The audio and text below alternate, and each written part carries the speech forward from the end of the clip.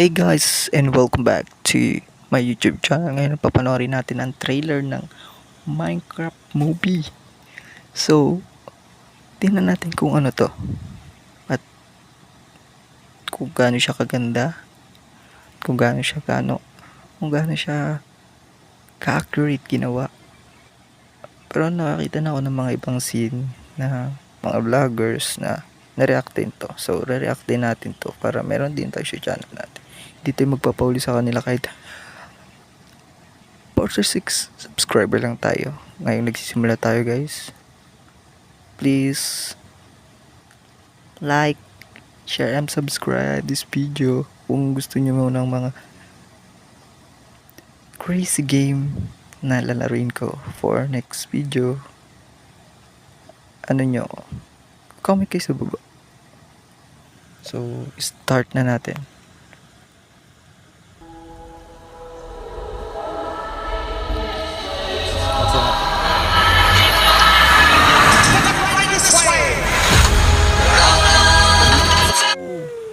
Look at the view guys. Ulit natin.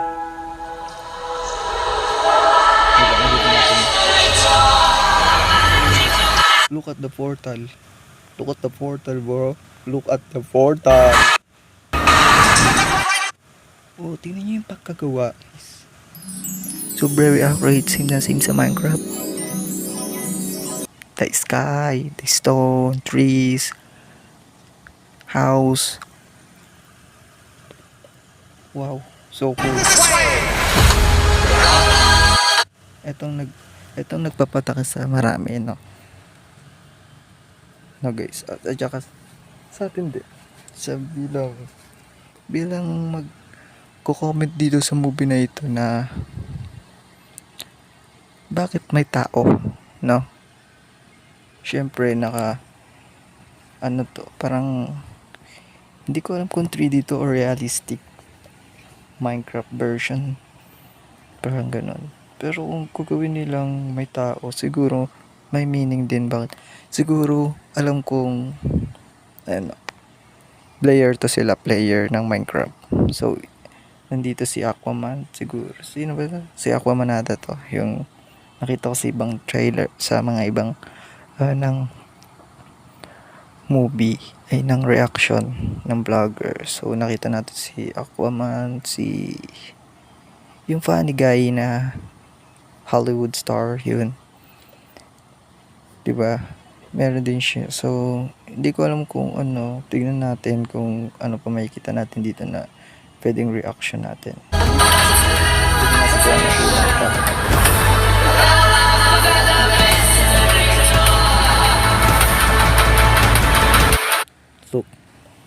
Look guys, ang ganda ng pagkagawa niya, sakto sa yung pagka-edit ng green screen sa tao kay Aquaman na nandito sa Minecraft. Pero hindi ko alam kung bakit, pero kamukha niya yun nasa ano, no, nasa Clash of Clans, yung Clash of Barbarian King.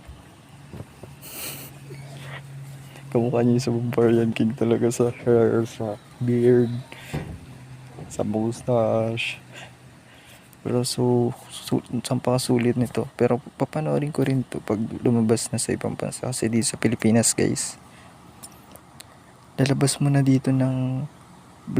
sa unang-una sa ibang bansa bago sa Pilipinas. Makalipas ata ng ilang buwan yun or 3 months ganun, may ipapanood din natin. So ewan ko kung ano yung magiging reaction ko sa next video natin. For next video natin, maglalaro na tayo ng Minecraft Survival 100 days. So hindi ko alam kung paano yun, ganun. Go, say continue. Look the ship and color so pink. And look at the grass, the tree, the flowers, what is that?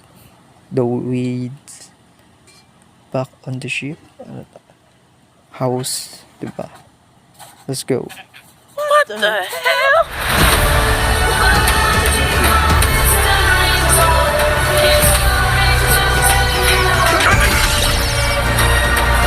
so good.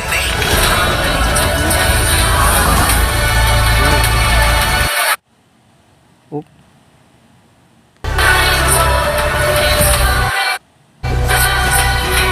hindi natin man. Look at the building, no? What the heck? What the heck of the texture like that, the movie? So very creative.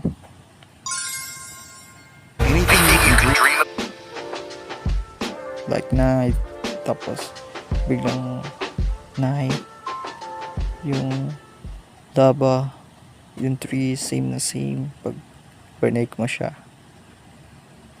The trees, the man, tugma-tugma yung color talaga ng mana tsaka ng background. Pagka green screen edit niya.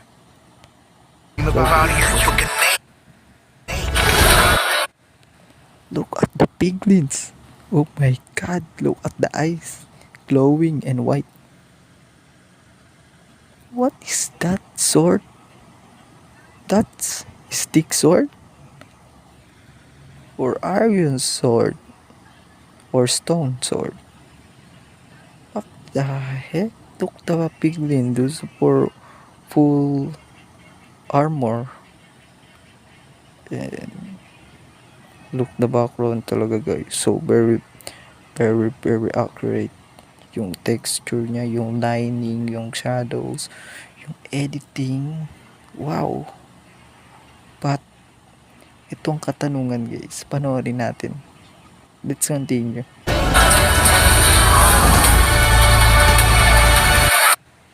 Nakita niyo guys, yung ano, yung eto.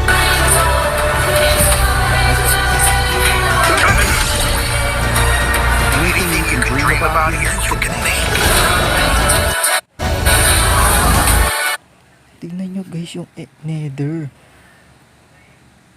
Tingnan nyo yung nether guys. What the heck? Dapat pinakita din nila itong nether at saka yung ano, ender, yung ano, ender drag, ender world yun. Nakita din nila sana yung dragon. Siguro nga, trailer nga lang to. Pero, nasa sa big time panoorin siya for next year. I can waiting this movie, okay guys? I can waiting guys. Kaya panoorin na natin.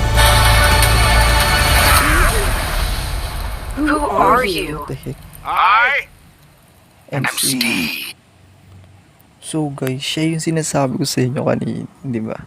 Ewan ko kung may pagka comedy movie to na adventure, parang ganon. Pero guys, sa totoo lang, hindi si Steve ang unang karakter ng Minecraft. But like, dito ako nagtataka guys na hindi napansin ng mga YouTube vlogger na hindi si Steve ang unang Minecraft character. Sa totoo lang, siya ay kalbo, tapos parang yung damit niya brown na Stone Age yung itsura, gano'n. Yung parang galing sa sinaunang panahon, gano'n. Pasensya na kayo sa voice ko kasi nabulong lang ako kasi nakakaya sa pinsan ko kasi commentator ko yun eh. And sila yung unang basher ko dito, mga pamilya ko. Kaya kung nagsisimula kayo, may nahihiya talaga kayo. Pero kapag nasanay na ako, why not? Baka sa cellphone lang nagre-record, pero sa sunod sa computer na tayo guys. Kaya why not? Kaya subscribe guys, subscribe. Kaya let's continue guys tayo. Hindi ko alam kung bakit siya yung ginawang Steve. Siguro.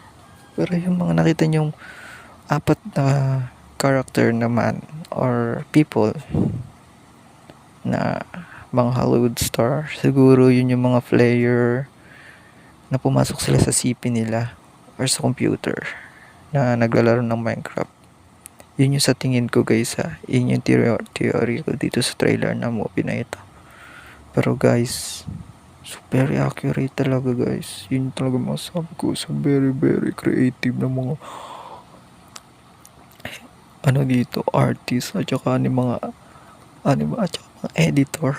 Look guys, nakuha nila talaga yung texture ng man at saka ng background ng pagka green screen.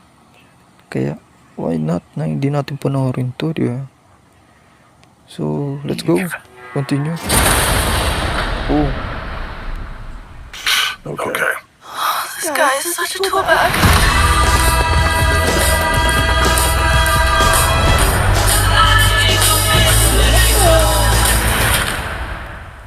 Oh, look at the ship.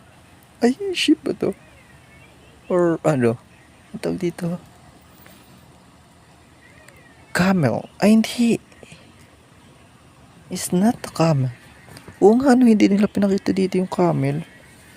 Anong version kaya itong ginawa nila, no? Ano, what is a version this? Hindi nila dito pinakita yung ibang animals eh. Like, cow. Ewan ko kung pinakita nila dito. Kasi yung mga napanood kong mga yung trailer ng mga vlogger ng ganito, hindi nila, parang hindi, alam ko, hindi pinakita yung mga something na accurate din sa Minecraft. Ano. Opinion lang naman to, pero goods naman siya. Ito yung inaabangan ko na matagal na. Lahat na sasabi ng vlogger, ito yung inaabangan namin na Minecraft version na gusto namin na makuha. So guys, sana may meaning yung pagpunta ng tao sa Minecraft world. At saka si Steve, dapat may meaning yun. No? Paano siya napunta dyan? Oh, look at the reaction, bro.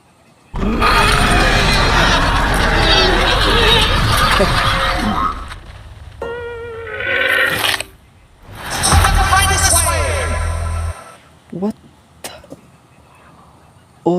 Next year talaga. Tapos nilabas nila yung trailer ngayon 2024. 2024 last week ng September ata. Last week or August. Tapos 2025 pa pala nila ilalabas. Dapat nilabas na nila ng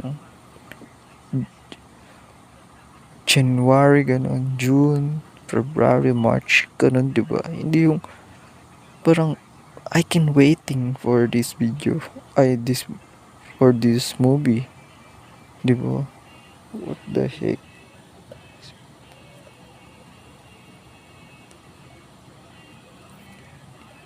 Diba? Only in only waiting for every month tuloy na kala ko December or something na papalabas siya. April 4? Diba ano to? April Fool?